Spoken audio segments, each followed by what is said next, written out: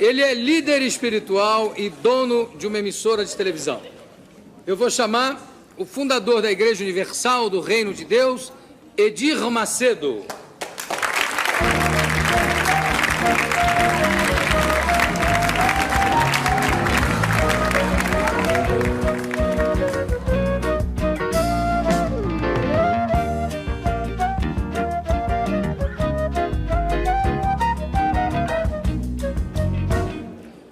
Edir, antes de mais nada, qual é a tua origem religiosa?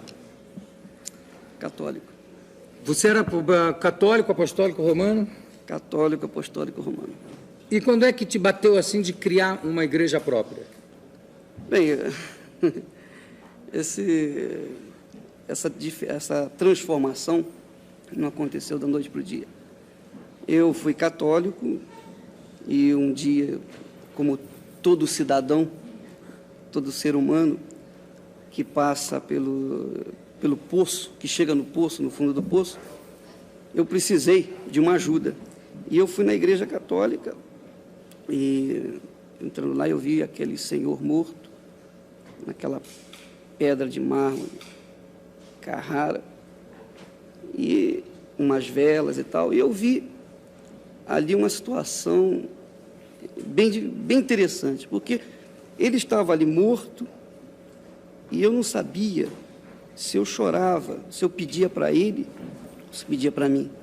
Então eu vi que a minha fé estava sendo canalizada errada, erroneamente. Então eu abandonei a Igreja Católica pelo fato de que não atendia às minhas necessidades exatamente na hora que eu precisava. Então parti para o Espiritismo, que é o normal. Mas você, quando sentiu necessidade da Igreja Católica, você chegou a falar... Deixa eu puxar mesmo um pouquinho para cá. Você chegou a falar com algum padre? Chegou a ir a um confessionário? A ir ter uma conversa com algum... Não, eu sempre pensei, Jô, que a gente tem que falar com Deus. E se Deus está em todo lugar, a gente não precisa de ninguém para falar com Ele. Eu fui na igreja porque o ambiente era um ambiente propício para se falar com Deus. Então eu fui lá pedir ajuda. E me deparei com uma necessidade maior do que a minha, que é aquela do senhor que estava ali morto. Então eu desisti. Foi para o Espiritismo. É. E aí? Bem, no Espiritismo passei alguma temporada, também não resolveu a minha situação, a minha necessidade. Mas isso como leigo, não como... Como leigo, absolutamente como leigo. Foi então que, uma ocasião, eu tenho uma irmã que sofria de bronquite asmática, e ela passava noites em claro, chorando e gemendo e quase não podendo respirar. Sabe aquele gato, aquele negócio que fica miando e tal? Ela ficava a noite toda. Um dia ela ligou o rádio de manhã cedo e tinha um pastor que estava falando de Deus e ele falou: olha, você coloca a mão sobre o rádio que eu vou fazer oração. E ela colocou e deu resultado. Então, a partir daí, a família toda ingressou na igreja desse pastor. E começou, então, a nossa mudança. E qual era a origem dessa igreja, desse pastor? É a origem evangélica. Como é que se chamava? É a Igreja de Nova Vida. Igreja de Nova Vida.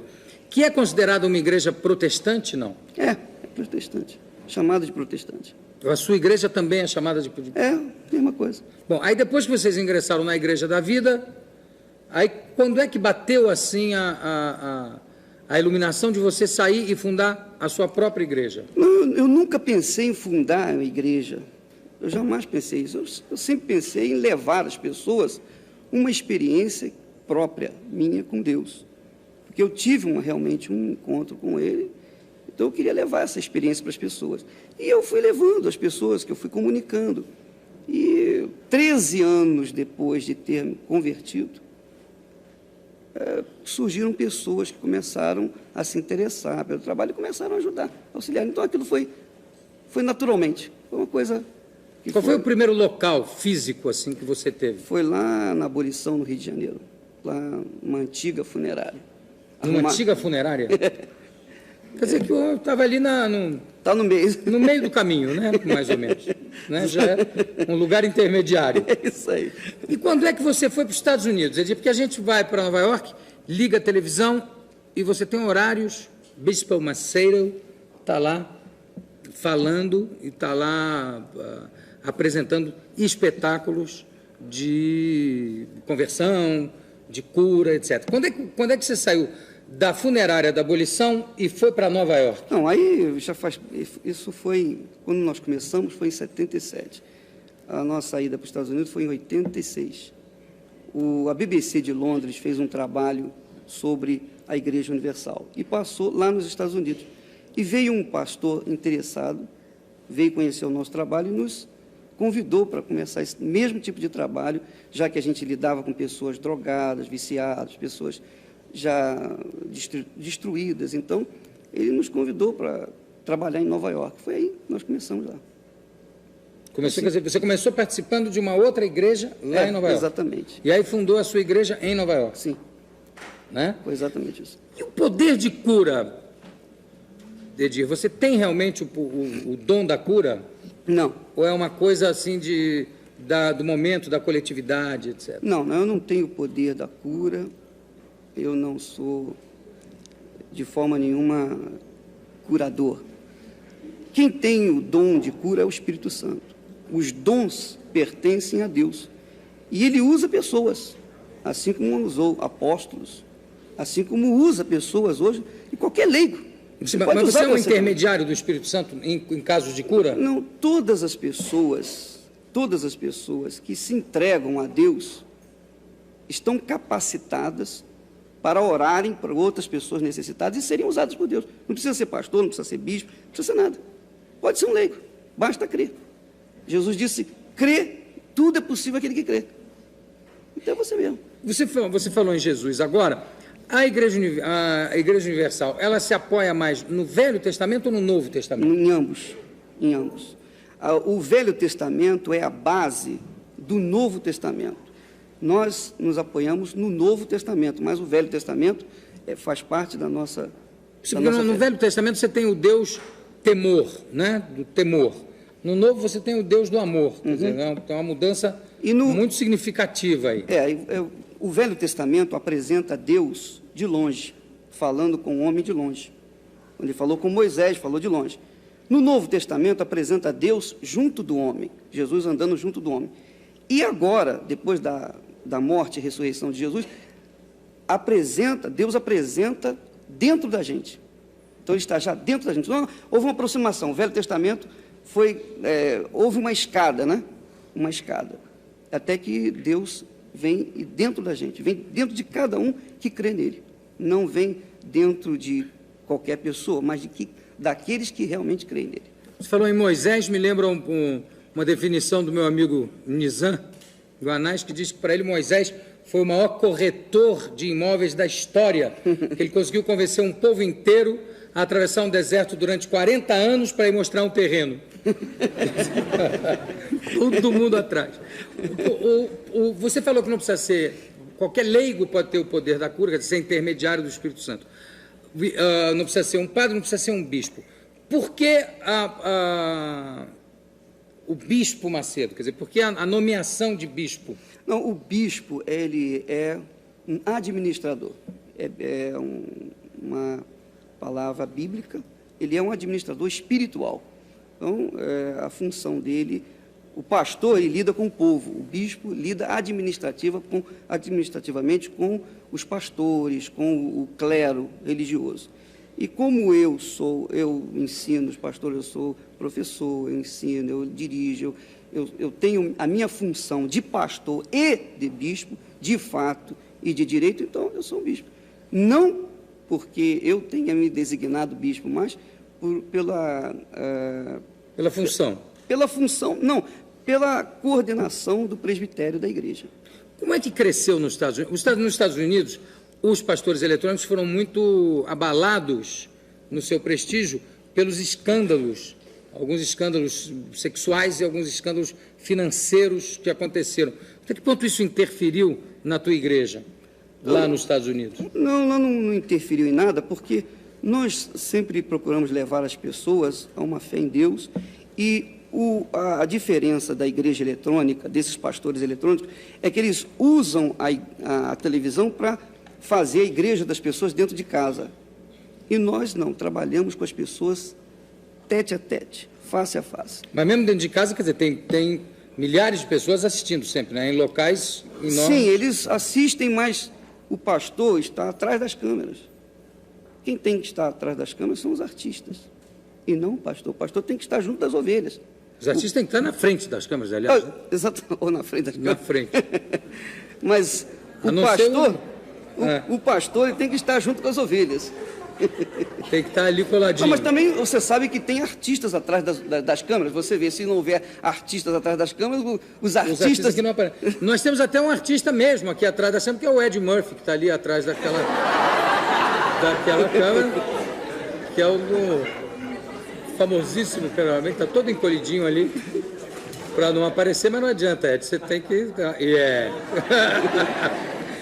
Ô, Edir, como é, nos Estados Unidos, por exemplo, na televisão, você tem um canal de televisão ou você compra o horário para passar o teu programa? Não, lá... Você é dono de um horário? Lá a gente aluga, como aqui também, né?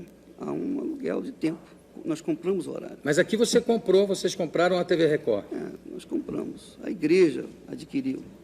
Como é que, de repente, uma igreja só, quer dizer, a Igreja Universal do Reino de Deus, quer dizer, não é ligada a nenhuma outra igreja protestante, consegue angariar tantos donativos a ponto de poder comprar horários de televisão nos Estados Unidos, que é uma coisa cara, e comprar uma estação de televisão no Brasil? Bem, em primeiro lugar, para responder essa pergunta, nós temos que dizer o seguinte, João. A televisão, a Record, ela não foi comprada nem à vista, não foi comprada cash, com dinheiro, não. A televisão tinha um passivo, e nós assumimos o passivo, e o saldo está sendo pago em parcelas. Então... Não, mas mesmo assim, por exemplo, se eu quisesse ter comprado a Record na época, não ia dar. Mesmo assim, assumo o passivo, vou assumir esse passivo aqui. Pronto. O resto divide. Bem, eu não sei as suas condições, mas a igreja luta, né, ela trabalha, ela naturalmente tem ofertas, e as ofertas são destinadas para o desenvolvimento do trabalho da igreja.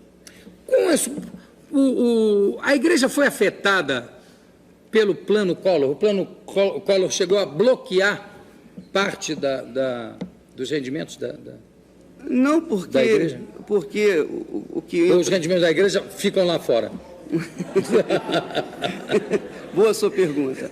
Não, veja bem, a igreja não teve tempo e não houve tempo suficiente para se bloquear o dinheiro dela, porque entra e sai. Há um reinvestimento no trabalho da igreja, entende? Não houve esse tipo de problema, não.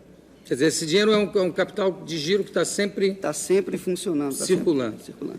Ô, Edir, você, junto com outros membros da Igreja Universal, uma coisa que, aliás, você nega, mas que aparece nos jornais, os jornais têm falado muito nisso, está com processos por charlatanismo.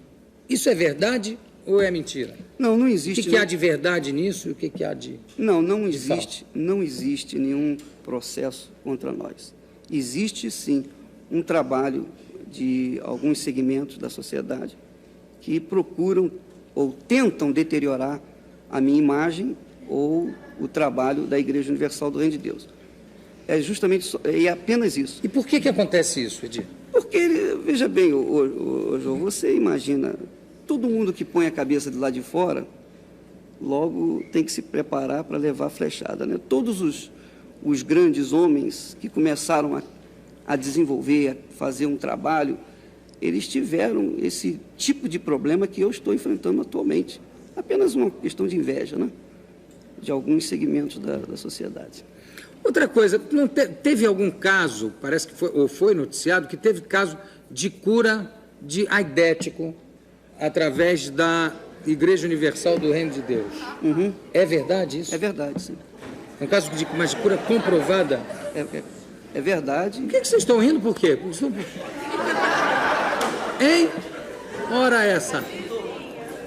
Mas é comprovado? Quer dizer, foi um caso comprovado, com teste negativo e tudo? Temos mais de um caso? Vários casos. Comprovadamente. E isso se dá de que forma? Durante a reunião? Isso se dá através da fé das pessoas. A fé, você sabe que a fé, o João, é uma coisa muito forte. Quando você crê em alguma coisa, como em Deus e crê em si próprio, tudo é possível para você. Então, é possível acontecer. Essas coisas extraordinárias, essas maravilhas, acontecem pela junção, pelo trabalho que Deus executa. Não sei, mas acontece em assembleia, ou acontece...